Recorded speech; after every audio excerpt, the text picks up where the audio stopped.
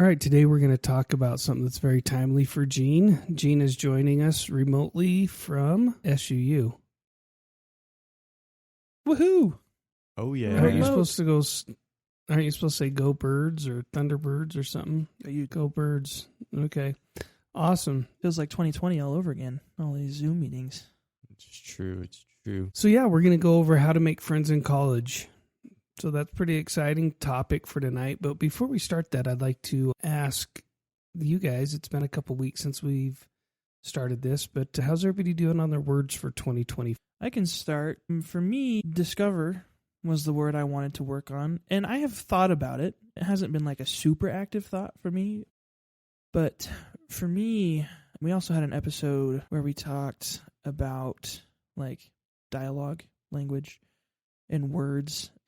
And so I've been thinking a lot about my inner dialogue and discovering how I can use that to help myself rather than use it as a negative thing, which is generally what it gets used for. Right? So, what was your word though, so everybody remembers? Discover. Yeah. Awesome. Thank you. My word this year was consistency. And honestly, I've done I want to be, honest with myself. I like to be, but I really think this time I'm doing pretty good. So, are you consistently forgetting about it or consistently paying attention to it? I could be consistently forgetting about the word, but I am consistently doing the things that I want to be consistent in. So Here's a thought. If you're consistently forgetting consistent, is that a paradox? Because you are remaining consistent. Yeah, it's a paradox, but we don't want to talk about it. All right, Gene. And there's a reason why I saved you for last. Yeah, it's quite timely with this episode because my word was connect. Because being in a completely new environment that I haven't been in, around people that I haven't really seen before, is a great opportunity for me to connect with people. I've been doing all right at it, I guess. I feel like I've been getting better at it. I'm not where I want to be, but that's a goal. It's still work in progress. Good. Do you know your roommates' names? Yes. Their names are Ammon, William, and Maverick. There you go. I had a roommate named Ammon. Just in case anyone cared. So you're probably not the same person. No. So you are connecting, and then it sounded like Mom mentioned that you reconnected with some people that you served a mission with. Yeah, so someone that was my last district, which is that group of missionaries in a smaller area, but not like your singular area. He was there he got moved in randomly in 2 weeks, 2 weeks before the transfer ended, and because of a different thing that was happening and going on. But eventually he was taken Ghana before. He went to Louisiana, and then he got sick again. And so he came home early. And so then we're at school together. How fun is that? That's kind of cool. Reconnect. Yeah. That's fun. So what we want to talk about today is how we make friends at college. Gene, you went down a couple days early to start classes. What did you spend your first days doing? Like the first 2 days that I had, Saturday and Sunday for school. Well, I guess there was some stuff that you had to go do, get some onboarding or some training. Oh, yeah. The orientations. There was a couple different orientations. There was one that was required and the one that wasn't. The required one was a lot of hey, meet all the resources we have at the school, like the library and these international affairs, the travel studies or studying abroad, and those different groups, and more of how the school wants to run, how the environment feels, and the initiation, so to speak, of walking underneath the bell tower towards the sunrise as a initiation to the sunrise of your college experience. That's so beautiful, poetic. Did you feel enlightened when it happened? You feel like you? Oh yeah, it was wonderful. Yeah. Okay. And then what about? So that was the required. What was the other one? So the other one was more of these just different activities. Like there was crafts during part of it. It was a crafternoon. There was some games. And then did you go to that? Yeah. No, I was doing a lot of setting up of my room and making sure that all was good. And I kind of knew what was going to happen, but I was little too skeptical, I guess, of what was going on. So it's like, I don't really know what's happening, so I'll wait this one out and get my feet underneath me, get to know my roommates first before I start adventuring to everybody else. Well, it's interesting because what was written in the blog post when Gideon put it together was embracing the beginning. Yeah, actually, that you mentioned it, I realized that's the first time that it has been mentioned. We do have a blog post on Adult and Decrypted's website. Little shout out for myself. But the how to make... Oh, thanks, Ashton. You're clapping for I me. got you. Thank you. It's how to make friends in college. We have a lot of different blog posts, and we just decided that this would be a fun episode to record too, especially with Gene starting out. So, just for context on what you're talking about. Yeah, awesome. Thank you. Yeah, so this is the time to reach out and make new friends, right? And so missing out on the second part, right? The first part's mandatory. It's the college. It's kind of just the facts and the figures, right? And the other part is getting to know the people, and it sounds like you missed out on a little bit of that, but you got to know your roommates better. So I guess the challenge for you this next time is the next time they have one of these orientations or a chance to go meet new people and be in a new environment. The challenge is you got to go do that. Yeah, that's good. The one thing that I found too, because I did orientation almost 2 decades ago. No, I'm just kidding. It felt like forever ago though. But something that I found is like most of my friends were made through friends or roommates. So like rather than just, because now that you know your roommates, that's not an extra challenge. Like going out and seeing people at a thing would be too, but also like using your roommates to find more friends through that, because those connections have that like little built-in of getting to know someone already too. Yeah. So there you go. So embracing the beginning. And I think, Ashton, what you're talking about is the next piece of the article is finding your tribe, right? This is where you find common interests and the clubs that you want to be part of, right? Your tribe was the marching band group, right? That was part of your tribe. Yeah. And then you mentioned your roommates, a natural tribe, right? You kind of do things together. Are you starting to do things with your roommate, Gene? Yeah, we do a couple of things. Like we have a family home evening that the church works on that I go with them to.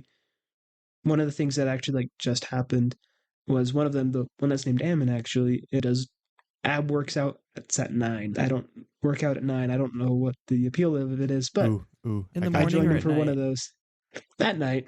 At night. It's 9-pack at 9, I think is what it is. You know how like Yeah. Lego Batman? He's like, I got a 9-pack. No. Really? not I'm the aware. only one who watches Lego Batman. It's a good movie. I just know darkness, no bear. You know, it first is try. it is the best Christopher Nolan film to date. No, actually, I don't agree, but that's fine. Anyways, so Just your kidding. tribe, I guess it could be geeking out with Batman Legos teams. It could be, what's some other tribes? We've talked about marching band. We talked about a church groups, I know. workout groups. Yeah, I'm pretty sure. Gene, correct me if I'm wrong, but you're doing maybe a musical theater class or something along those lines. Close. Yeah, it's called a theater class, like in the like abbreviation name, like how they have like the Math 1050. It's called theater or something, but it's an intro to film class. Oh, that's but I've cool. looked through some of those different clubs, because they have like an app where you can look through the different clubs, and a couple that stood out to me were like physical activity, like ultimate frisbee. They also have like more of a gaming club, and so I looked through those to see which kind of people clubs I'd want to join once the opportunity arises. A lot of hobbies. Yeah, that's super rad. And like, I think that could even be some information for the listener too, because they're probably, well, who knows? They might be going to SUU, but if they like are looking for how to make friends in college, you just gave a great resource. Some colleges have places where you can find all their clubs and different activities, and if you want, you should find that for your college and meet some new people. I think that'd be cool. So Gene, did you sign up for the Ultimate Frisbee Club group? So there wasn't really a way to sign up quite yet, but I know that there's a club festival thing that's going to occur. Right, because at like orientation, they just like expose you to a bunch of stuff, right? That's like part of the Yeah, thing. yeah. But then they have a club sign up thing, but I don't quite know when that is yet. I haven't heard anything about it. Sounds like you might have to go out of your way to find those, right? Just like you would on your other Yeah. tribes, other groups that you're used to. You have to go out of your way and go find them. So go find your like group you're like-minded, and it sounds like you found some of it, and there's yet more to be explored. Is that fair? Yeah. Small talk. We've talked about small talk in the past. Yeah. What are we laughing at? I'm sorry, I missed something. I was just being weird in the Zoom call.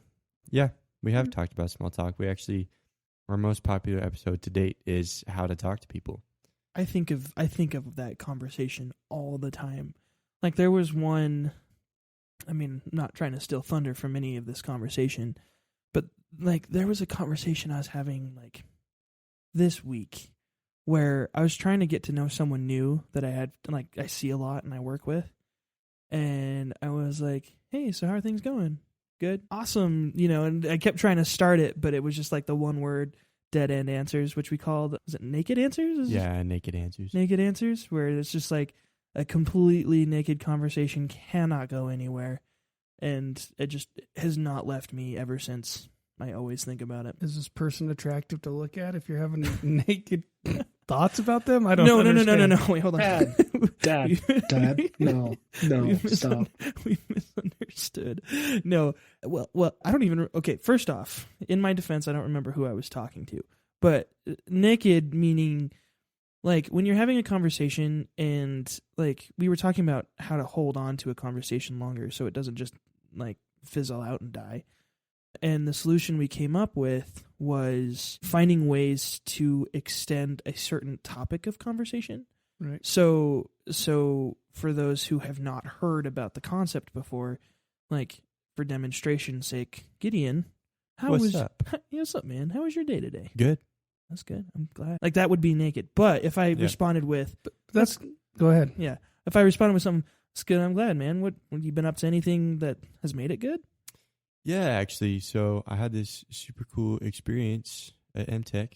Talked to some new people and had a hard assignment and worked with some people. So right, and then at that point, there's a bunch of stuff you could go off. You could be like, "What's MTech? What'd you work on?" Or like, "What are you studying at MTech?" Right. All of a sudden, you have these avenues that you can go down to get to know that person you're talking to more. Versus, yeah, cool. Then all of a sudden, it's naked. So the individual has not disrobed. It's not a positive conversation starter. my goodness. Well, the other thing though is I think you hit it on the head, Ashton, is where you actually might have been not asking a fully dressed question, right? How was your day today? Good. Right. Yeah. Versus like you just did with Gideon. What did you learn today? So it's actually season 3, episode 2, is starting the conversation. And then season 1, episode 3 is how do I talk to people, which is by far our most popular episode. Go back for a refresher course on that. Naked conversations part of it, but then also asking thought-provoking questions like, hey, where do you like to travel? What's your hobby? Where would be your dream vacation? Where you're digging a little bit deeper and opening up broader conversations.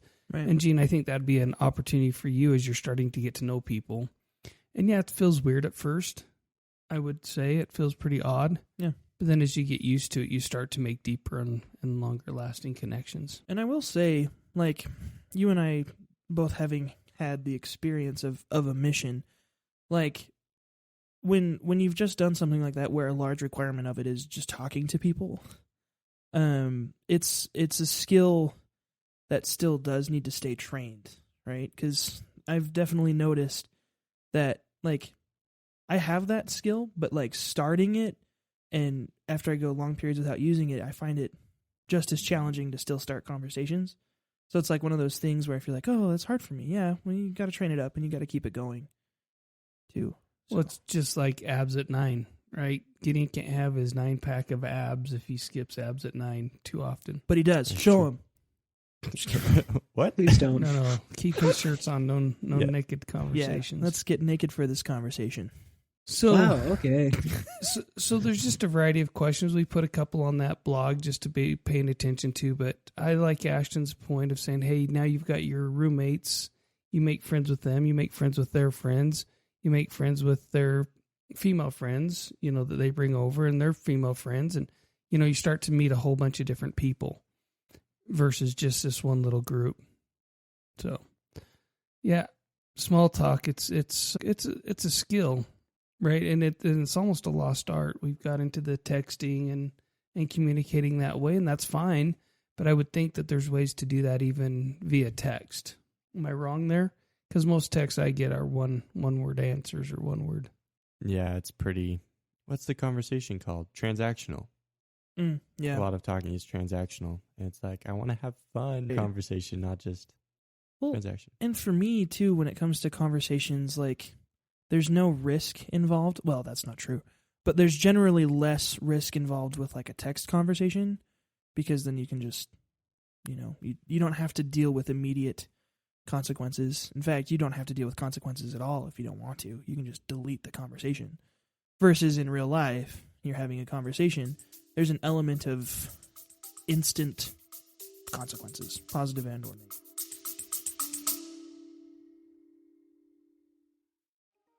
Hello. If you're listening to this right now, that means you're currently listening to an episode of Adulting Decrypted. And let me just say thank you.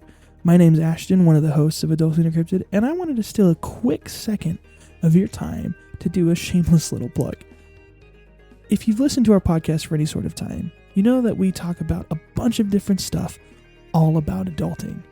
Because our goal is to help individuals in this task we call adulting.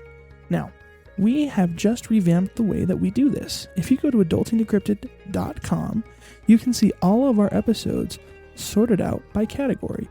We've sorted it into financial, practical, emotional, social, and things just for fun. So, if any of those categories are of particular interest to you right now, you can go onto the website, look through there, and see all of our episodes that correlate with that specific thing. This website's completely free to use. It's just another tool for our listeners to find things that are more important to them now. So, for example, if I was looking at it, I'd scroll through and say, hey, you know what? I want to see what the Adulting Decrypted crew has talked about socially. Well, one of our first episodes, Season 1, Episode 3, How Do I Talk to People? That's where we talked about all about how to talk to people. So if that's something you want right now, you can go find that right now. Also in this one, Season 3, Episode 15, The Power of a Humble Mediator, where we talked to one of my old bosses about his business as a mayor, also as a small theater owner. Some really cool stuff.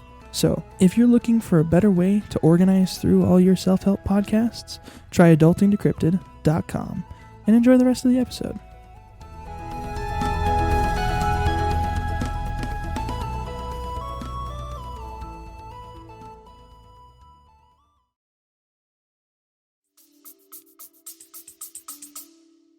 Yeah, interesting.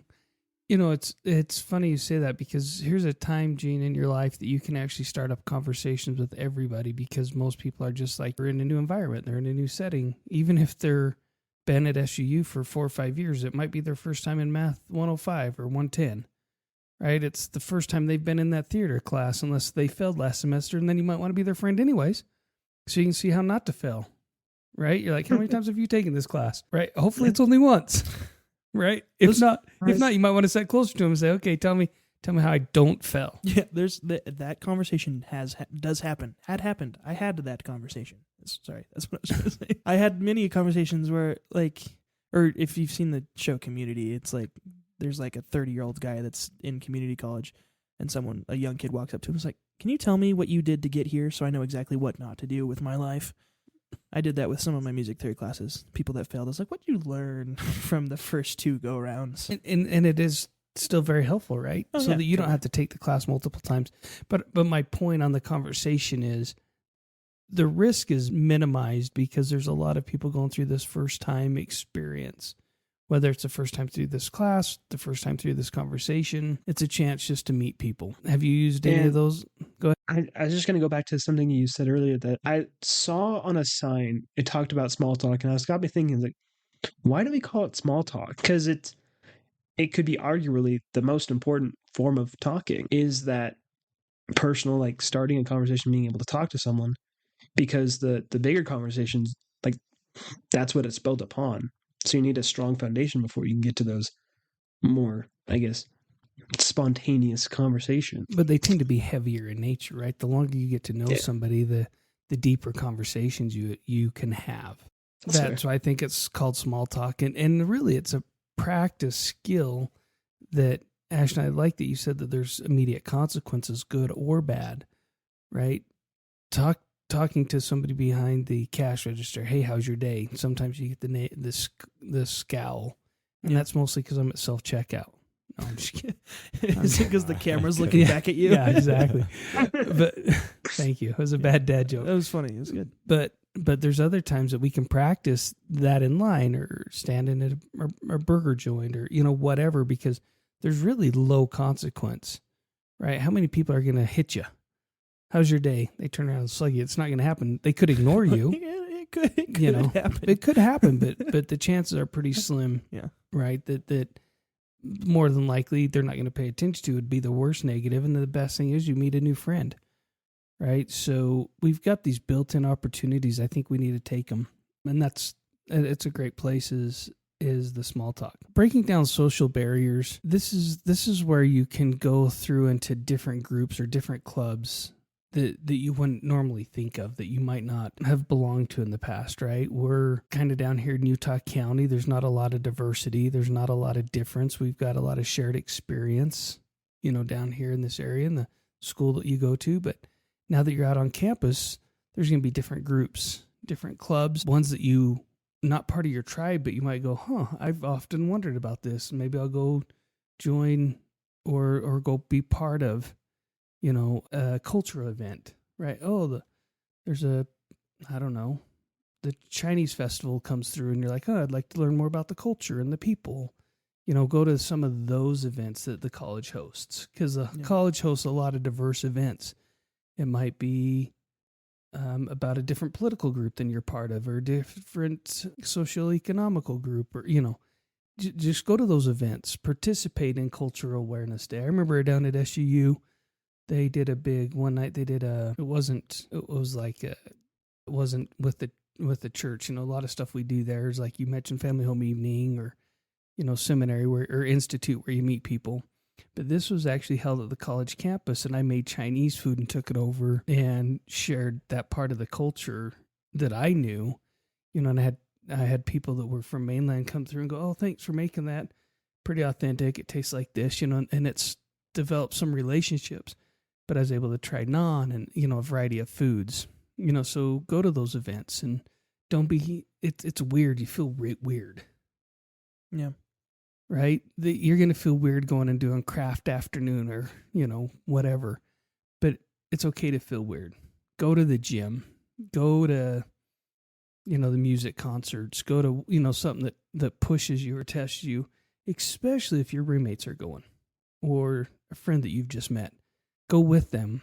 Go as a group. Get to know people. Does that make sense? So reach out of your normal comfort group. How would you, like normal comfort group, and obviously going to activities, maybe it's the only option, but like he's in college. I just got out of college. When you entered more of the adult life, how did you find ways to continue meeting new people? Ashton, that's a great question. I think a lot of our relationships come through work. As you get older, you go through your work or you go through your church group is where you meet most of your people. I'm going out of my way right now because I'm trying to practice what I preach and start to meet more people at the gym and, say hi to them, just start little casual conversations so that when I see them, there's repetitiveness. We're not like BFFs, but at least I'm aware of them. They're aware of me. I'm aware of my surroundings. And then you also find like hobbies. So picked up pickleball. I go there, I meet people, I see the same people. Your mom and I hadn't seen a lady for almost a year because we haven't been to indoor pickleball. And she goes, you're Roscoe, you're Michelle. And Mom's like, I can't believe she remembered our names. I'm like, yeah, that's Julie, her, blah, blah, blah. And we talked about these different things. And she's like, wow. And I go, that's the advantage of coming back and doing some of those things repetitively, right? Yeah. So you go there, you enjoy the group or it's something you want to try. Then you start to meet people. And you do it through small talk. Hi, my name's Roscoe. I haven't been here before. It throws people off because they're like, oh, I'm not used to that. Right. Did that answer your question? And through friends of friends. Met a good contact through his wife. I met him at Toastmasters, a club that I joined so that I could become a better speaker. Going there introduced me to a new friend group. and then they introduce me to friends, right? Yeah, So that's cool. I think as you, Ashton, as you're a professional musician and you go and they say, hey, come play with our group, you stay after, you say hi to people. Right. Hey, I'm Ashton. This is what I do. Tell me about how long have you played? How did you do this? Right. Right. You ask, and I think a great example of this is Anne-Marie. She's fun to be around because she asks thought-provoking questions and rarely talks about herself, mostly asks you questions. Oh, what is that like? How does that happen? Something interesting, because like I really like that point, and I think it'd be cool to expound on it. The book that we talked about in that season 3 episode is like 72 ways to talk to people or something like that. But in there, she uses a story of her and a friend who went to this dinner party, like formal thing, and like her and her friend kind of split off. They decided to meet new people. At the end of the night, she goes up to her friend and was like, hey, did you like meet anybody new? Oh, thanks, Dad. It says, How to Talk to Anyone, 92 Little Tricks for Big Success in Relationships. So, great book. Recommend it. It's helped me learn a lot. But her friend came back, like, I met this like super cool guy. He's awesome. She's like, okay, what'd you learn about him? And she had no idea. She knew nothing. She's like, well, we mostly just talked about me. And just onto your point, those type of people make you feel special, and you want to be that type of person, just asking questions about them and not just like, how's your day? But, thought-provoking questions, because it does build those like stronger bonds and relationships. Yep. Thank you, Gideon. Thanks for referencing that episode in that book, and it is very thought-provoking and gets us going down those paths. So the next one is decrypting. I like the way Gideon worded this one, decrypting roommate relationships. That's an interesting dynamic.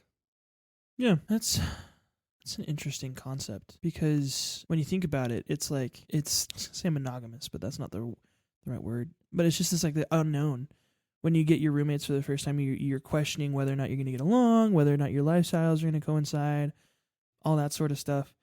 And the decryption of it comes like as you and your roommates get to know each other better, how your relationship's going to operate. Because like I know, and it'll change via roommates. Like there was a place I was living, we had 3 different people living in the same place, or 4 of us, I guess, 3 and me, and we had to determine like both like personality wise how we fit with each other, but also like like dishes or food. Like one roommate loved sharing all the food, like we just made it this community chest, have at it. But then there was also another roommate that could not stand that lifestyle, so he separated himself from it, and the rest of us participated in it because we were like, yeah, it's cool. So it's just like that's part of like decrypting it, is trying to figure out where everyone lands with each other. And it's interesting. The next one in here is leverage social media. And Gideon, you mentioned it, or rather, Gene, you mentioned it a second ago, how they have an app, right, that you can join campus groups through.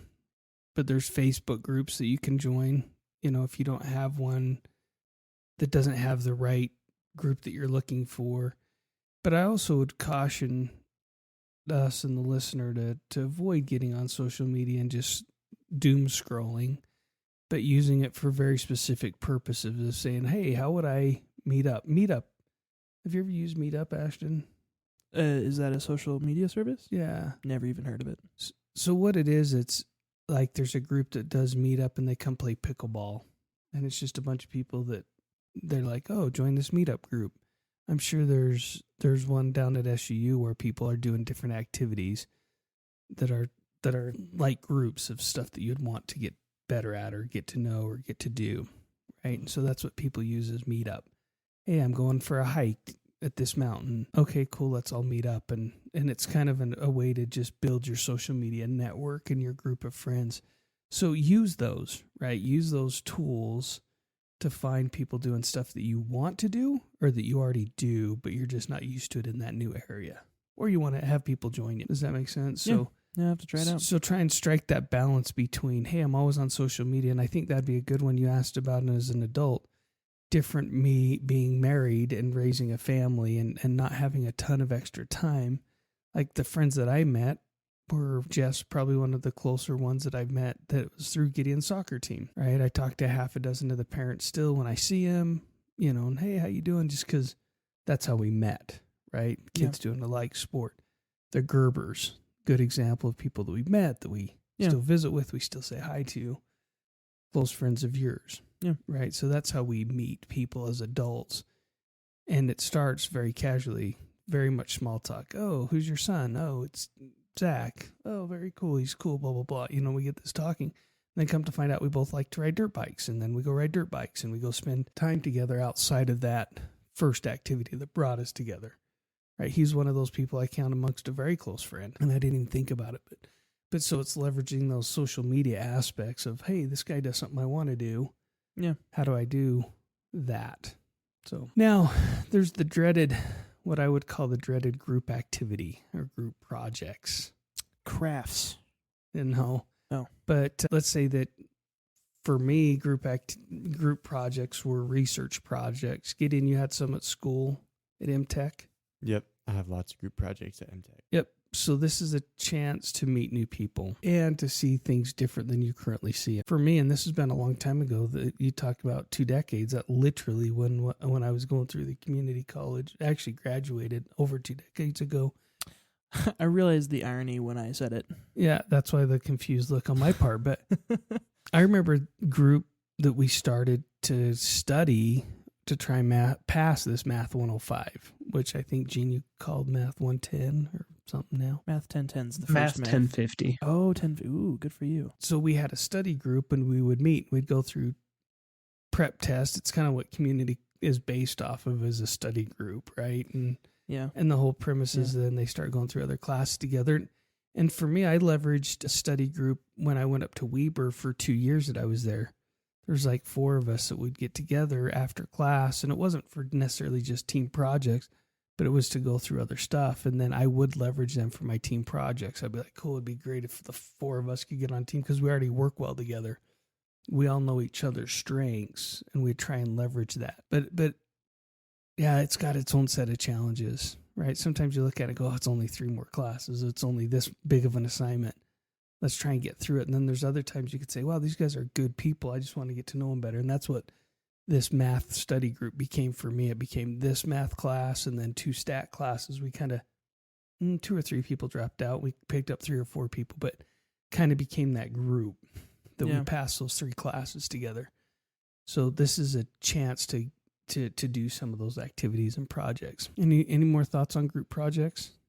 Hate them? Well, I feel like I've told the horror story a lot. There's one I'll never forget when I was in junior high, when there was a girl who chose to berate my contribution to the group, and I got so distraught. I went to the teacher and I was like everyone hates what I did, and so the teacher told me she'd tank her grade to tell her to stop bullying me, and it worked. Dope teacher. But then there was another time when there was a teacher I disagreed with. So I used our entire group project. I stole the limelight from everybody because we did our thing, and then she was having us review a feminist paper to have us tell all the good things that happened in it. So I was like, I'll present for our group, and we chose to dismantle the paper rather than compliment it, and the teacher didn't like me. That's my group project stories. Good. Happy to help. Yeah, so that's how you did them, but not necessarily how they helped you grow that social influence, which, we had something to laugh about. Okay. That one. Good. Yeah. There you go. I actually have an interesting point, even though I'm still in high school. Last year, I had a friend that I met through a class, and we ended up being in English and science together. And I just kind of what you were talking about, Dad, just that group is so nice to have. And even though we weren't necessarily close friends outside of that we both were feeding off of each other, and therefore both of us becoming better students. So it's, encourage, of course, the listener to find some of those people, and, any help that you can get is good help. Yeah. And it makes sense to me. And you also do that and you're working out a lot, right? You grab a group and you're like, okay, we're going to push each other. We're going to help each other. We're going to advance each other. We think of group projects as traditional group projects, but That's also a very valid one in my opinion. And then the last one that we had on the blog post is extracurricular activities, right? Go to the basketball games, go to the football games, go to the plays are really big down at SUU, right? So go get involved in those kind of activities to go watch, to go see, because you never know who you're going to sit next to. You're never going to know, who you meet. It's true. But it all starts with the small talk. So Gene, embrace college. I hope you're having fun. Anything you learned this last week that you want to share? Thoughts? Any super useful information? That could not be really. garbage information. One interesting thing that did happen. Well, useful to the everyday person, because not everyone's gonna care what explicit and implicit content is in film. No one that's not gonna affect everyone. But one thing that did happen this week that I thought was really interesting that I should share here is there was a job fair the other day at school. So they just had a bunch of these careers and they just lined this big open area, for lack of better words. And then you just have to go up and talk with these people that have been in this business, whether it be summer sales, whether it be a big corporation that you've seen around a lot, like this paint company, or whether it be helping out at a local elementary school. All these different things were out there so that you could go and introduce yourself to them, be able to have a kind of interview them to see if you'd like the job or if you'd want to apply. And I was in a business class and they required us to go. And so I was like, oh, okay, yeah, I'll go. And as I went, it was cool to see how I only really talked to 3 people because the class required that I talked to 2. And I was like, you know what? Might as well just talk to 3, get a good variety. And as I did so, it was cool to see how it progressed. From the first one, I was like, okay, hey, give me your spiel. And they did. I was like, okay, cool. I left. And I was like, that was kind of weird. So then the next one I went to, I was like, okay, oh yeah, tell me about the job or company. And as they talk, they're like, oh yeah, I'm like, oh cool. How long have you been working there? Like, oh, okay, yeah. And so then it's a little bit more of a conversation to make them feel a little bit more that you're interested in it, as well as it gives you more of a little information of what the job was. Like with the summer sales, I asked the dude, I was like, hey, how long have you been working here? Because I asked another person, like, oh yeah, I've been working for this company for 15 years. And I was like, oh, okay, yeah, that's a good amount of time. Another person, I was like, talk to the summer sales dude, and he's like, how long have you been working here? It's like, oh yeah, 9 months. And I was like, wait, what's your occupation again? It's like, oh yeah, I'm one of the managers here. And you're like, wow, all right. And so you get to see these different companies and how they work. Yeah, that's very cool. So did you get a job? I still had to apply in a different way, but I was able to look around and see these different people and experience those things. So are you going to go do summer sales? You can be a manager in 9 months. I know, it's amazing. And they're providing a pizza lunch in a couple of days, whatever. I think there's a reason people move through the ranks so quickly. Yeah, but, it as a matter of fact, a couple of your friends that go down there do those summer sales and they do really well. So, yeah, not disparaging it. It's just a different, if it's that's a different job. It seems like a fun adventure, and it's hard. It's hard, and it pays well for those who are good at it. Yeah. So I'd just like to end with an invitation to, talk to those people, meet some friends, and maybe they'll be lifelong friends, or just people that help you in class in college. And we'd always love to hear about it. So, DM us on any of your social media platforms or email us, adultindecrypted@gmail.com. And always invite you to look at our blogs, especially this one. I like it, but it's my child, so I could say I like it. But thank you. You don't have to like your children. Sometimes you just tolerate them. So, okay, well, I like this blog. I don't just tolerate it. Oh, that's recommend.